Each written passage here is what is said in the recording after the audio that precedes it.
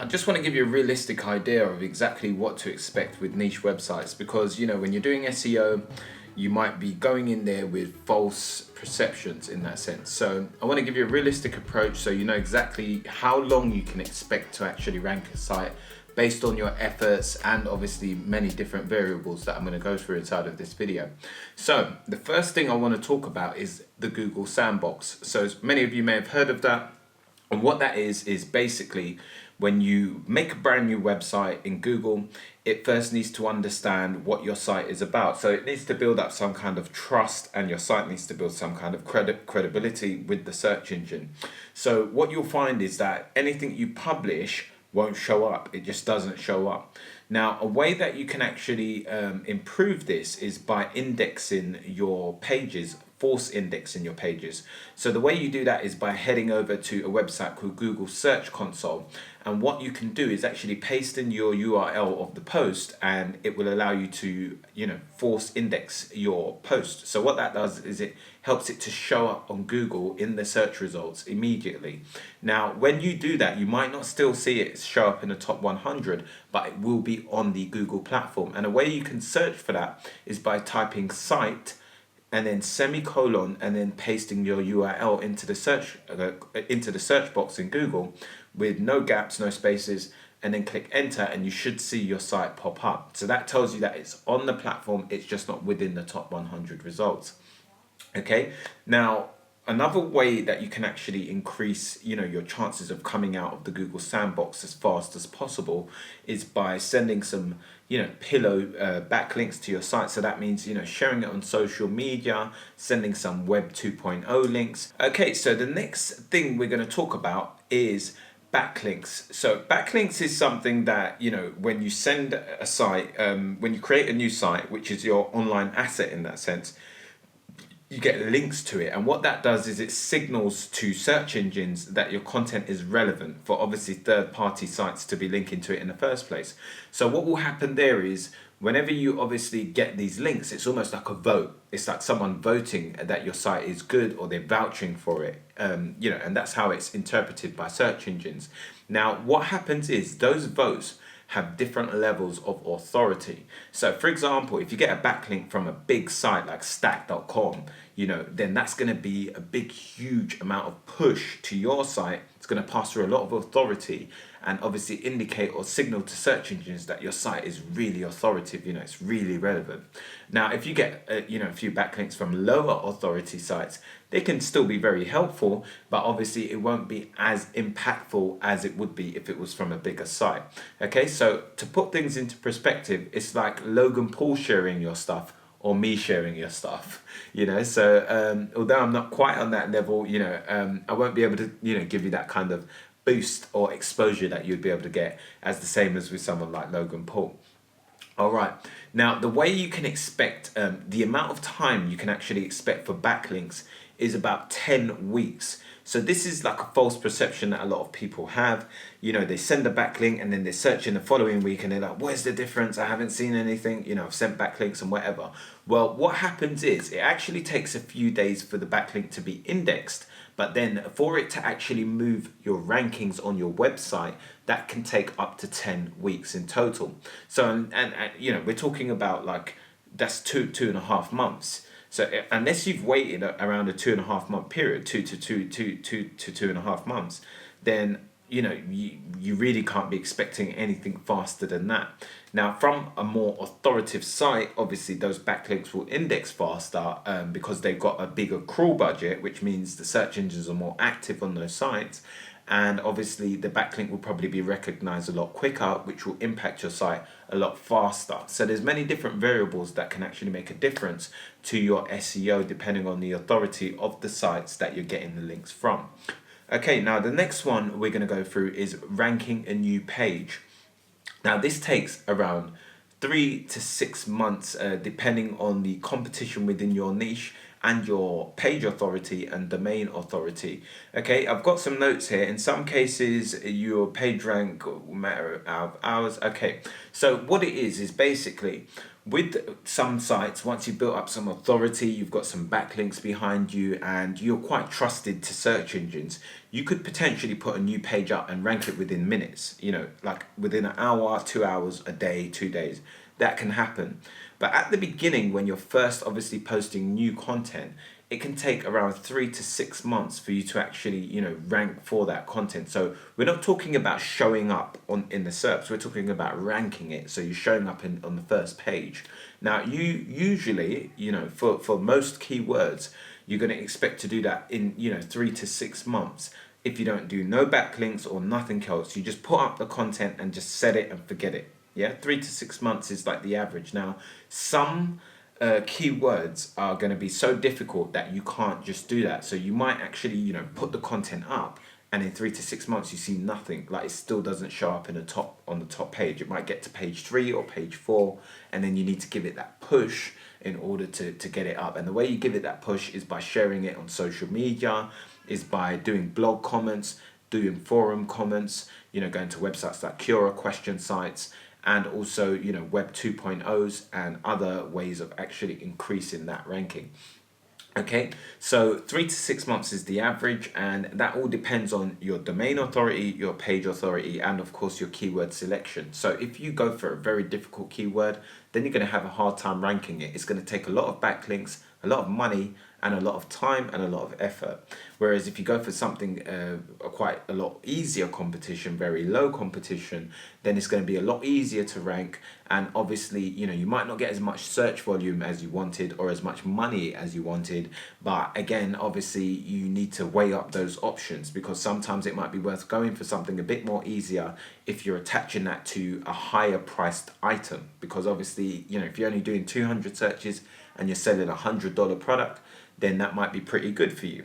If you're selling a $20 product, then you might need, like 500 searches just to make good money, or 2,000 searches just to make a decent income. So you really need to kind of weigh that up and see what works best for you and your site. All right, so the next one I've got is, how long does it take to make $100 in a single month? Now, this has many different variables on it. It's going to depend on the keywords that you select, the products that you choose to promote, the effort that you put into your site. So like, basically, when you're creating a new site, right off the bat, you're going to be stuck in this Google sandbox. Okay, and this is, what I was explaining earlier. It's used to deter, all these kind of black hat tactics that people use. So Google want to see that your site is solid, it's legit, before they obviously give you a chance at showing up on their platform. Okay, so if we're talking about, that keyword selection, if you go for very easy keywords, low competition, then you're going to have an easier chance of obviously, building up income very quickly. But the actual idea of what you want to do, if you're using those low keywords, low competition, is you want to be selling products that are at least over $100 to that traffic, in order to make, a good amount of commission. So if you're promoting an Amazon product, the average commission is about 6%.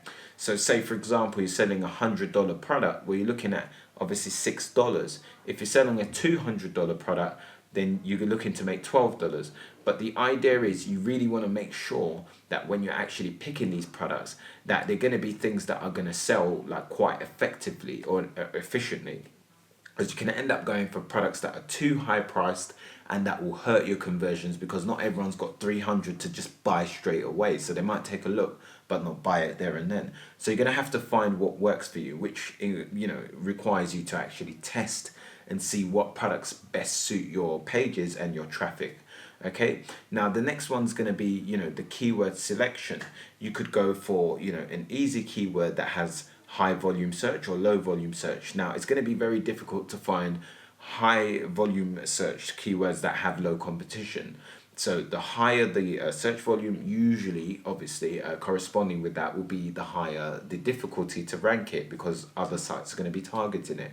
So if you're obviously, going in with that kind of mentality that you don't want to do backlinking or anything further, then you might want to go for some easy keywords that have low search volume. Because if you do that, then you're not just going to rank for those keywords, you're also going to rank for relative keywords, because Google understands that if your content best suits some other keywords or phrases as well, they will also make you show up for those words as well.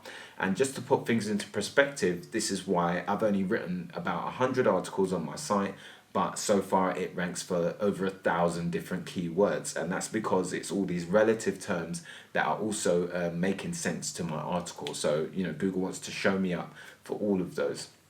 All right. Now, the next thing that's going to depend on whether you can make $100 in a month is going to be your traffic. So depending on how much content you push out is also going to determine on the amount of traffic that you bring in. For example, if you publish 50 articles within, the first 2 months, then you're going to get a lot of traffic like very soon. Whereas if you're pacing yourself and you're doing like 2 a month and whatever, then it's going to take you a lot longer time to get the traffic. And without traffic, you have no potential of selling. Okay, so my advice of if you want to make $100 in a month as fast as possible, there's no specific time because there's too many variables that it depends on. But if you want to do it as fast as possible, go for low competition keywords, whether they're high or low volume traffic, and go for products that are inside of the $100 to $200 range. Okay, so that will sell pretty good on a website. And then you also want to go for a few how-to keywords. So if you were doing 30 articles, I'll do like about 15 that are best this, best that, or XY product review. And then with the other 15, I would do like about 7 or 8 articles that are how to do this, how to do that, which are focused around problems that those products could solve. And then for the last 7 or whatever articles, I would do some random informational keywords that have some good high search volume behind them with a pretty reasonable level of competition. Okay, and if you can find easy competition ones with that, then even better. And with that kind of formula, I would find that providing you write good content, which is obviously things that is going to help people and really answer the question or query that they're typing in, then you should have an easy time at making your first $100 within the first 3-4 months, in that sense. And as long as you're sharing it on social media and doing a bit of off-page work as well.